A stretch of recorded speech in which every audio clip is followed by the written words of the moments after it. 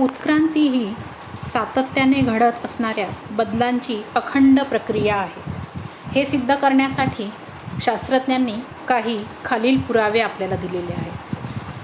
सर्वप्रथम बाह्यरूपिकीय पुरावे. समोरच्या चित्रात जर आपण बघितलं तर वर 3 प्राणी दिसत आहेत आणि खाली आपल्याला काही वनस्पती दिसत आहेत. बाह्य रूपावरनं जर बघितलं तर यांच्यामध्ये बऱ्याच प्रमाणात आपल्याला साम्य दिसत आहे. बाह्यरूपी पुरावे म्हणजे सजीवांच्या बाह्य आणि दृश्य स्वरूपाने असलेली वैशिष्ट्ये, जसे प्राण्यांच्या तोंडाची रचना, डोळ्यांचे स्थान, नाकपुड्या, कानांची रचना, अंगावरील दाट केस, हे काही वैशिष्ट्ये आपल्याला समोरच्या चित्रात दिसत आहेत. वनस्पतीच्या वैशिष्ट्य जसे पानांचा आकार आहे, शिराविन्यास आहे, पर्णदेठ आहे, पानांची रचना आहे. सजीवांच्या निरनिराळ्या गटात असलेले साम्य स्थाने असतात. यावरून आपल्याला असे लक्षात येते की या प्राण्यांचा किंवा या वनस्पतींचा उगम एकाच पूर्वजापासून होऊन त्यांची उत्क्रांती झालेली असावी व आपल्या आवश्यकतेनुसार त्यांनी आपल्या शरीर रचनेमध्ये असेल किंवा मग आपल्या वनस्पतीच्या स्वरूपामध्ये असेल तो बदल घडत गेलेला असेल, याला उत्क्रांती असे म्हणतात. दुसरा पुरावा आहे शरीरशास्त्रीय पुरावे. यामध्ये जर आपण बघितले अस्थिमय रचना, या ठिकाणी आपल्याला काही सजीवांच्या हाडांची रचना जसं मानवाचा हात आहे, मांजरीचा पाय आहे, वटवाघळाचा चर्मपर आहे, देवमाशाचा पर आहे. आता जर आपण विचार केला तर मानवाचा हात, मांजरीचा पाय, वटवाघुळाचा चर्मपर आणि देवमाशाचा पर यांच्या रचनेमध्ये भिन्नता आहे. ते प्राणी एकमेकांपासून खूप वेगळ्या पद्धतीने त्यांची शरीर रचना आहे.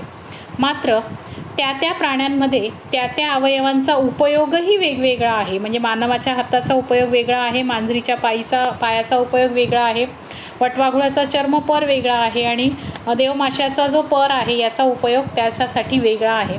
परंतु जर आपण यांच्या अस्थींची, यांच्या हाडांची रचना जर बघितली तर काही प्रमाणामध्ये आपल्याला तिकडे साम्य दिसून येत आहे. हाडांची रचनेत व हाडांच्या जोडणीमध्ये आपल्याला साम्य दिसून आहे. याचाच अर्थ या सर्वांचे पूर्वज समान असावेत असं निदर्शनास येतं. ह्या एक दुसरा पुरावा आहे.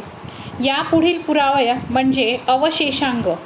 आता अवशेषांग म्हणजे काय तर आपण हे मागेच शिकलेलो आहोत इयत्ता 9वीमध्ये की सजीवांमध्ये ऱ्हास पावलेल्या किंवा अपूर्ण वाढ झालेले जे निरुपयोगी इंद्रिय असतात त्याला अवशेषांग म्हणतात. म्हणजे आपल्या शरीरात काही अशी अवयवे असतात किंवा अवयवांचा काही असा भाग असतो की ज्याचा आपल्याला काही उपयोग होत नाही किंवा ते अपूर्ण वाढतात.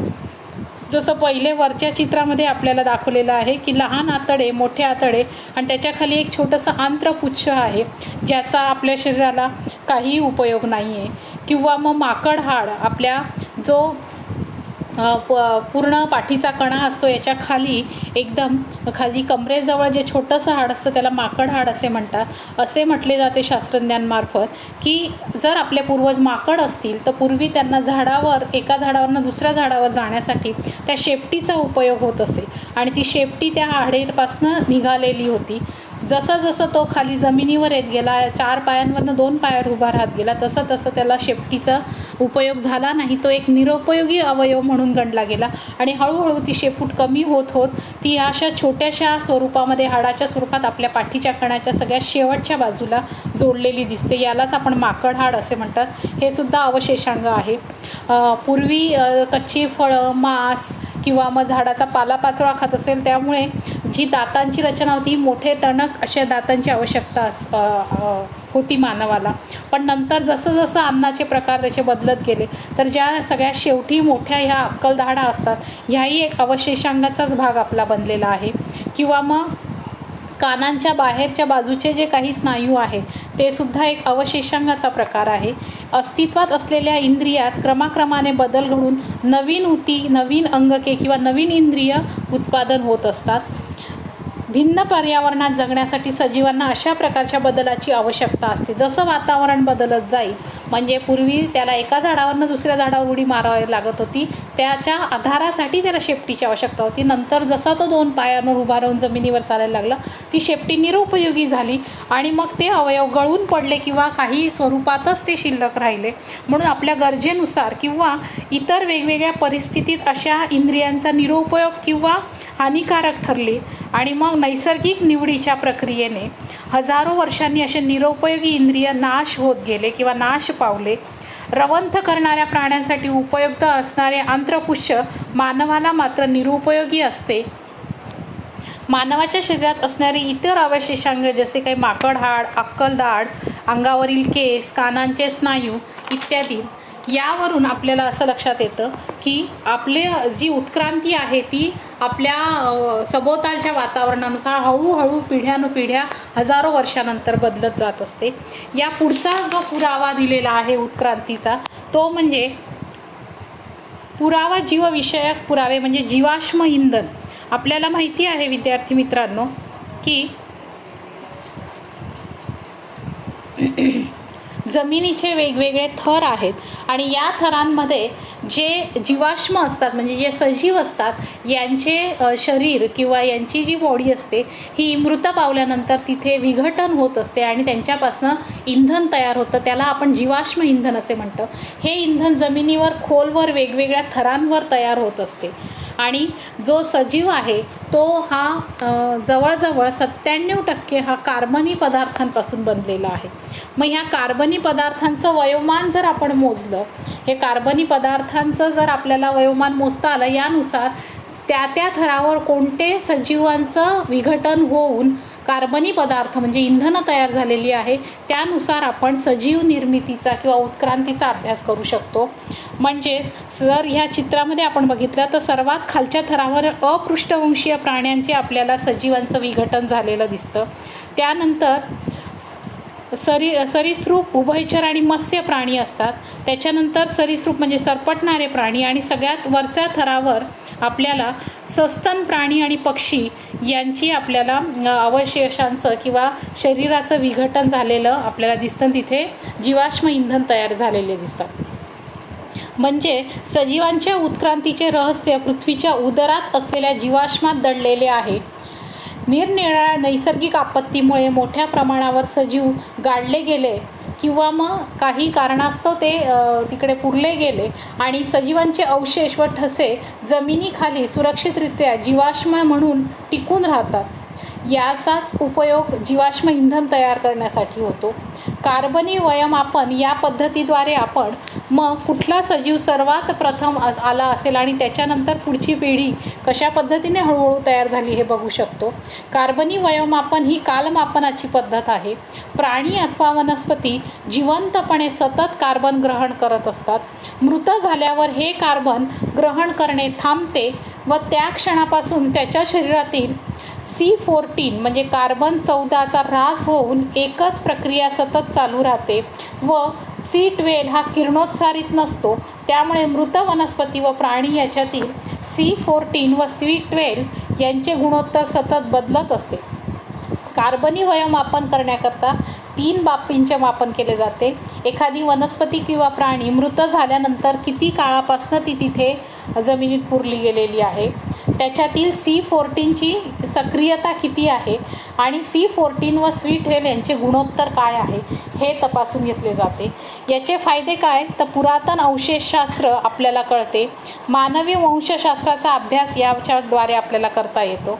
मानवी अवशेष अथवा जीवाश्म व हस्तलिखिते यांचे काळ ठरवता येते. जीवाश्माची कालनिश्चिती करून त्यांना कालमापनानुसार एका कोष्टकात बसवणे, पुरातन काळी असलेल्या सजीवांबद्दलची माहिती मिळवणे. जसे अपृष्ठवंशीय प्राण्यांपासून आपल्याला पृष्ठवंशीय प्राणी मिळालेले असतील. ह्या समोरच्या चित्रात आपल्याला लक्षात येते की सगळ्यात खालचा थर अपृष्ठवंशीय प्राण्यांचा आहे आणि मग हळूहळू त्यांच्यामध्ये बदल होत पुढे आपल्याला पृष्ठवंशीय प्राणी मिळालेले असतील.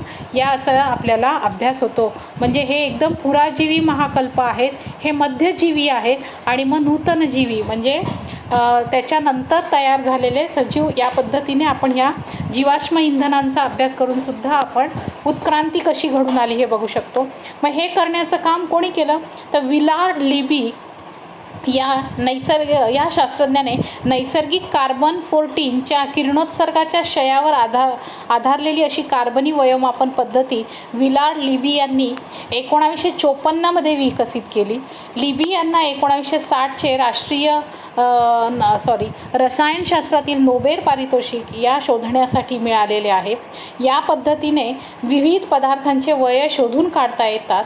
या नोंदी रेडिओ कार्बन नावाच्या शोधपत्रिकेमध्ये प्रसिद्ध केल्या जात असतात. म्हणजे कोणता जीव कधी निर्मित झाला आणि त्याची प्रगती कशी झाली याचा उपयोग ह्या जीवाश्म इंधनाच्या अभ्यासावरून आपल्याला करता येत असतो. पुढचा जो आहे तो आहे जोडणारा दुवा. आता याच आकृतीत आपण बघितलं तर याद्वारे 3 प्राण्यांचे आपल्याला चित्र दिसत आहेत आणि यामध्ये पान नंबर 6वर ते दिलेलं आहे. 2 गटातील वनस्पती आणि प्राणी यांच्यातील काही शारीरिक लक्षणे अशी असतात की त्यावरून त्यांचा एकमेकांशी किंवा त्यांच्या गटांशी काहीतरी संबंध जोडता येतो. याला जोडणारा दुवा असे म्हणतात.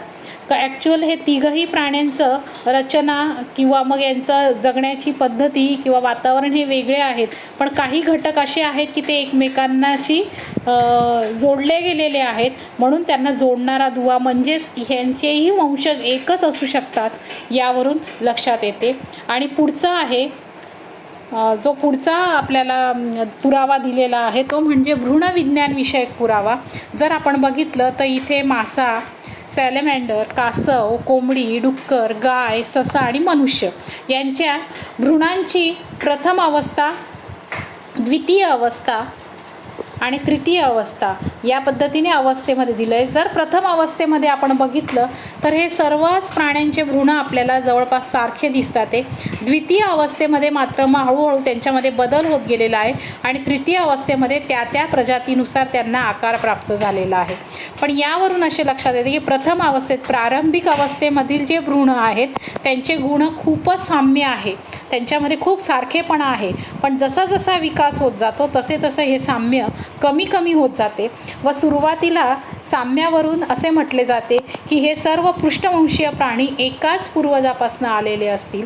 आणि म्हणूनच यावरून ह्या 4 ते 5 पुराव्यांवरून शास्त्रज्ञ सांगतात की उत्क्रांती ही हजारो वर्ष, कोटी वर्ष हळूहळू होत बदल होत जातो, पण त्यांचे पूर्वज हे सारखेच असतात. आणि मग हाच उत्क्रांतीचा नियम सिद्धांत मांडणारे सर्वात श्रेष्ठ किंवा योग्य पद्धतीने मांडणारे शास्त्रज्ञ म्हणजे डार्विन, ज्यांचा डार्विनचा नैसर्गिक निवडीचा सिद्धांत हा प्रसिद्ध आहे, जो आपण इयत्ता 9वीमध्ये अभ्यासलेला आहे. चार्ल्स रॉबर्ट डार्विन 1809 ते 1882 यांनी नैसर्गिक निवडीचा सिद्धांत मांडला. हा सिद्धांत उत्क्रांतीशास्त्रातील एक मौलाचा दगड मानला जात असतो. पूर्वजांपासून क्रमाक्रमाने व हजारो वर्षाच्या कालखंडानंतर सजीवांच्या सर्व जाती समान विकसित झालेल्या आहेत व हा विकास नैसर्गिक निवडीमुळेच झालेला आहे. आपल्याला ज्या वातावरणात राहायचं आहे त्यानुसार आपण आपल्या शरीररचनेमध्ये बदल करत असतो. आपण आपल्या निसर्गानुसार आपल्या स्वतःच्या रचनेचा किंवा राहणीमानीची निवड करू शकतो. यालाच डार्विनचा नैसर्गिक निवडीचा सिद्धांत म्हणतात. यामध्ये त्यांनी सांगितले सक्षम ते जगतील, म्हणजेच जे निसर्गाला जुळवून घेतील, जे निसर्गाशी निगडीत राहून कार्यरत राहतील व नवीन जाती निर्माण करतील तेच इथे जगतील. जे जुळवून घेऊ शकणार नाही त्यांचा नाश पावणार. डार्विनच्या ओरिजिन ऑफ स्पीसीज या पुस्तकामध्ये हा सिद्धांत सविस्तरपणे देण्यात आलेला आहे. यासाठी त्यांनी विविध प्रदेशातील वनस्पती प्राण्यांचे असंख्य नमुने गोळा करून अभ्यास केला. यांच्या सिद्धांतानुसार त्यांनी सांगितले की सर्व जीव प्रचंड संख्येने पुनरुत्पादन करतात व आपली जे जाती सातत्य आहे ते वाढवण्याचा प्रयत्न करतात. हे सर्व जीव एकमेकांशी जीवघेणी स्पर्धा करत असतात. प्रत्येक जीवाला आपल्या प्रजातीला जिवंत ठेवायचे असतात व ते त्यासाठी एकमेकांशी हे स्पर्धेमध्ये ते असतात. या स्पर्धेत जो जीव व जिंकण्यासाठी ज्याच्यामध्ये आवश्यक गुणधर्म दाखवतो तोच या ठिकाणी जगू शकतो. जे दाखवू शकत नाही त्यांचा मात्र नाश होत असतो. निसर्गात सुयोग्य जीवच जगतात, बाकीचे मरतात, यालाच नैसर्गिक निवड असे म्हणतात. जगलेले जीव पुनरुत्पादन करू शकतात व आपल्या वेगवेगळ्या वैशिष्ट्यांसह नवीन प्रजाती तयार करत असतात. या सिद्धांताला मात्र काही आक्षेपही घेतले गेले किंवा काही त्याच्यावर ड्रॉबॅक्स आहेत. ते म्हणजे नैसर्गिक निवडीच्या खेरीज आणखीही काही बाबी उत्क्रांतीसाठी आवश्यक आहे असं काही शास्त्रज्ञांचं म्हणणं होतं. डार्विनने उपयोगी व निरुपयोगी बदलांचे स्पष्टीकरण इथे केलेले नाही. म्हणजे ज्या वेळेला प्राणी किंवा वनस्पती सजीव नैसर्गिक निवडाचा सिद्धांत वापरतो तर त्या ठिकाणी त्याला काही गोष्टी उपयोगी असतात व काही नकोशा असतात, मग त्या मांडणंसुद्धा आवश्यक होतं. या सिद्धांतात सावकाश होणारे बदल व एकदम होणारे बदल यांचाही उल्लेख केला गेलेला नाही. जसं मी सांगितलं की उत्क्रांती ही हजारो कोटी वर्षांनी होत असते आणि काही वेळेला काही बदल, जसं आपण उत्परिवर्तनामध्ये बघितलं, काही बदल एकदम किरकोळ किंवा लाक्षणिक होऊन जातात. मग हे बदल कोणते आहे की जे काही खूप सावकाश होतात, ते काही एकदम होतात आहे, अशा बदलांचा या उत्क्रांतीमध्ये मांडणं गरजेचं होतं.